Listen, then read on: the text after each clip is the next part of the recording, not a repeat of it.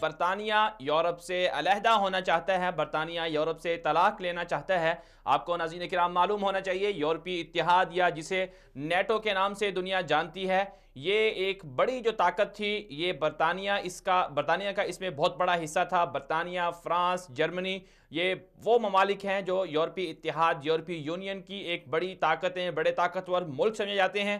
ابھی جو کل معاملہ ہوا، ووٹنگ ہوئی برطانوی دارالعوام میں، اور اس ووٹنگ میں ووٹنگ اس بات پر ہو رہی تھی کہ برطانیہ کو یورپ کے ساتھ رہنا چاہیے یا یورپ سے علیحدہ ہونا چاہیے۔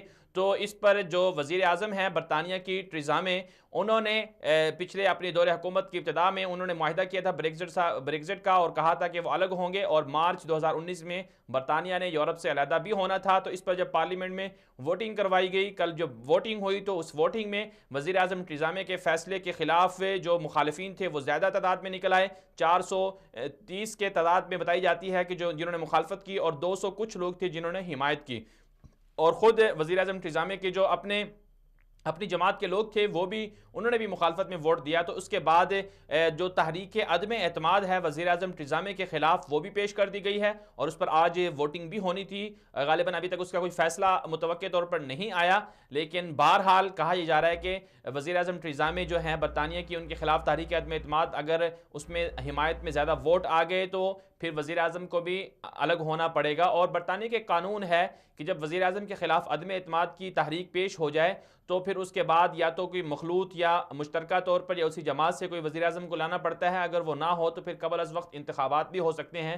ویسے 5 سال کے بعد انتخابات ہوتے ہیں برطانیہ میں۔ تو یہ صورتحال ہے اس برطانیہ کی جس نے ایک وقت تھا کہ دنیا پر حکمرانی کی، اور کہا جاتا تھا کہ برطانیہ کا سورج جو ہے، برطانیہ کی اتنی بڑی ریاست ہے، اتنی بڑی طاقت ہے کہ اس کی ریاست میں کہیں بھی سورج غروب نہیں ہوتا۔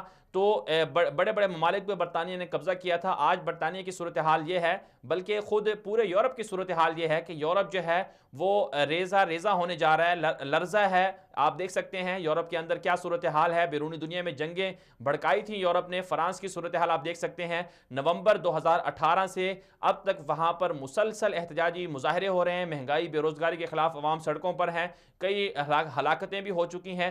دنیا کو، اسلام کو، بالخصوص مسلمانوں کو دہشت گردی کا طعنہ دینے والے فرانس کی صورتحال اب آپ کے سامنے ہے کہ وہاں پر کس طرح سے خود وہاں پر حملے ہو رہے ہیں، وہاں پر جو ہے لوگ مارے جا رہے ہیں، وہاں پر مہنگائی اور بے روزگاری کے خلاف لوگ احتجاج بھی کر رہے ہیں۔ یہی صورتحال برطانیہ کی ہے، یہی صورتحال جرمنی کی ہے، یہی صورتحال اٹلی کی ہے، یہی صورتحال اسپین، پرتگال اور آسٹریا اور جو دیگر بڑے بڑے ممالک ہیں یورپ کے، تمام کی صورتحال یہ ہے۔